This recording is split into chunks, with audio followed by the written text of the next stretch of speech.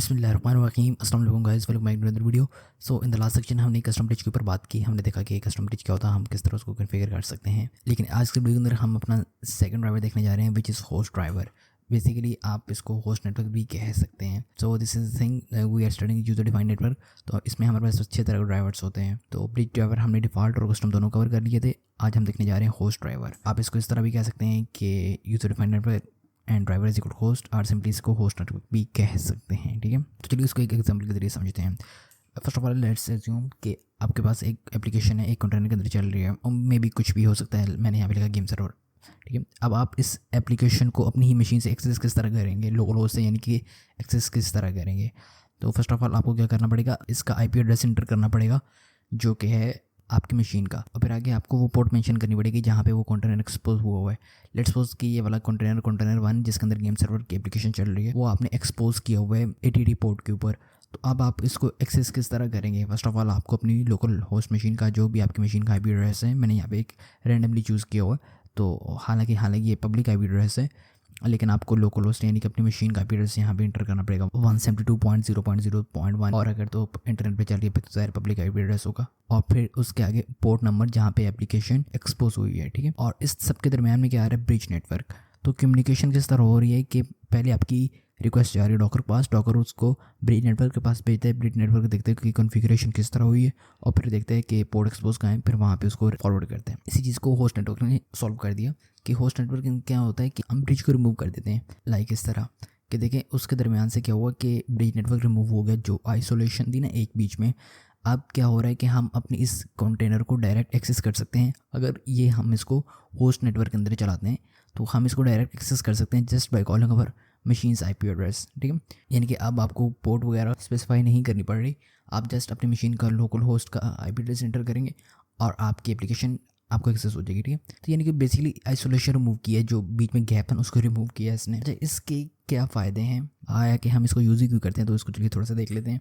तो देखिए मैंने यहाँ पे कुछ पॉइंट्स मेंशन किए हैं कि first of all network name space. अगर तो आप होस्ट नेटवर्क के बगैर एप्लीकेशंस को रन कर रहे हैं ना, तो वो आइसोलेटेड होती है नेटवर्क नेम स्पेस के अंदर, यानी कि उनका अपना आईपी एड्रेस होगा, अपना गेटवे होगा। अगर तो डिफ़ॉल्ट नेटवर्क के अंदर चल रही है तो फिर जो बाई डिफ़ॉल्ट नेटवर्किंग आती है उसमें, और अगर किसी और नेटवर्क में चल रही है तो फिर आपने जो कन्फिगर किया होगा।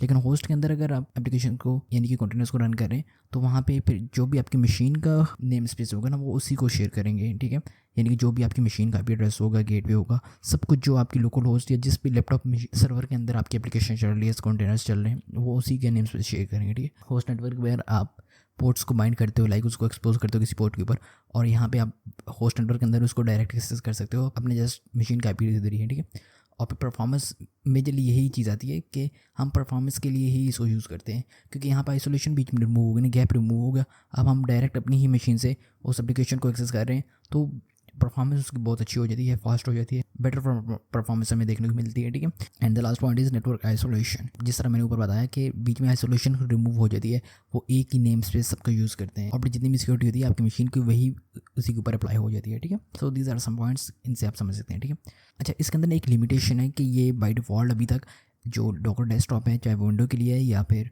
मैक के लिए, उसके अंदर आप इसको एक्सेस नहीं कर सकते। होस्ट नेटवर्क के लिए आपका कर्नल लिनक्स ही होना चाहिए। ठीक है, यानी कि ये लिनक्स मशीन्स के ऊपर ही रन होता है। आप इसको डॉकर डेस्कटॉप के अंदर जो कि विंडोज़ के लिए या फिर मैक के लिए, उस पर होस्ट नेटवर्क को यूज़ नहीं कर सकते। अगर आपकी लिनक्स मशीन है तब आप होस्ट नेटवर्क का यूज़ कर सकते हैं। ठीक है, तो चलिए मैं अपनी सेकंड मशीन जो लिनक्स मेरी मशीन है उस पर चल के मैं आपको प्रैक्टिकली दिखाता हूँ कि आप किस तरह इस चीज़ को इम्प्लीमेंट कर सकते हैं। ओके गाइस, अब मैं अपनी लिनक्स मशीन के अंदर आ गया। तो फर्स्ट ऑफ ऑल क्या करते हैं, हम ये कंटेनर स्टार्ट करते हैं और उसको होस्ट नेटवर्क के बगैर रन करते हैं। तो मैं यहाँ पे नजीनिक्स में कई कंटेनर यूज़ कर लेता हूँ। मैं करता हूँ डॉकर रन, और इसको डिटैचमेंट के अंदर यूज़ कर लेते हैं, और इसको एक नाम दे देते हैं लाइक con20, और इसको यूज़ कर देते हैं किसी पोर्ट के ऊपर। तो मैं यहाँ पे 8080 पोर्ट कर लेता हूँ, और nginx की जो बाई डिफ़ॉल्ट पोर्ट है वो है 80, इसलिए मैं 80 कर रहा हूँ, और nginx। ठीक है, अब अगर मैं 8 एंटर करता हूँ तो यहाँ पे मेरा ये वाला कंटेनर क्रिएट हो जाएगा, और इसको हम फिर 8080 पोर्ट के ऊपर एक्सेस कर सकते हैं। ठीक है, और अब यहाँ पे इसने क्रिएट कर दिया। अब अगर मैं अपने ब्राउज़र के अंदर जाऊँ और यहाँ पे करूँ लोकल होस्ट 8080, तो यहाँ पे मुझे nginx देखने को मिलना चाहिए। ठीक है, बिल्कुल एज इट इज़, जैसे कि मैंने कहा यहाँ पे मुझे nginx मिल गया। लेकिन कैसा हो, आइसोलेशन ख़त्म करके डायरेक्ट इसको होस्ट नेटवर्क के ऊपर शिफ्ट कर दें, ताकि जितने भी हमारे होस्ट की कॉन्फ़िगरेशन है वो डायरेक्ट इस कंटेनर के एक्सेस हो सके। तो उसके लिए मैं फर्स्ट ऑफ ऑल क्या करता हूँ, एक नया कंटेनर बनाता हूँ। तो मैं करता हूँ डॉकर रन और -d डिटैच मोड के लिए, और इसको नाम दे देते हैं इकोन 30, ठीक है। और अब की बार हमने पोर्ट को एक्सपोज नहीं करना, हमने जस्ट इसका आइसोलेशन ख़त्म करनी है और इसको डायरेक्ट होस्ट नेटवर्क के ऊपर डिप्लॉय कर दे रहे हैं। तो मैं यहाँ पे करता हूँ नेटवर्क और होस्ट, ठीक है। अब देखें मैं यहाँ पे पोर्ट को डिफाइन नहीं कर रहा, क्यों? क्योंकि जैसे मैंने बताया कि होस्ट नेटवर्क के अंदर आइसोलेशन ख़त्म हो जाती है, वो डायरेक्ट होस्ट की जितनी कॉन्फ़िगरेशंस होती हैं उसी को यूज़ करते हैं, ठीक है। यानी कि उसी का IP एड्रेस, उसी का सबनेट, उसकी गेटवे, सब कुछ, ठीक है। और यहाँ पे आपने इमेज कौन सी यूज़ करनी है वो आप टाइप कर दें। तो मैं यहाँ पे करता हूँ nginx, ठीक है। अब अगर मैं यहाँ पे हिट एंटर करता हूँ तो मेरे यहाँ पे एक नया कंटेनर बन जाएगा, लेकिन इसका जो नेटवर्क होगा वो होस्ट होगा, ठीक है। लाइक मैं यहाँ पे करता हूँ डॉकर PS, और यहाँ पे हम इस वाले कंटेनर को कॉपी करते हैं, सॉरी यहाँ पे इसको कॉपी किया।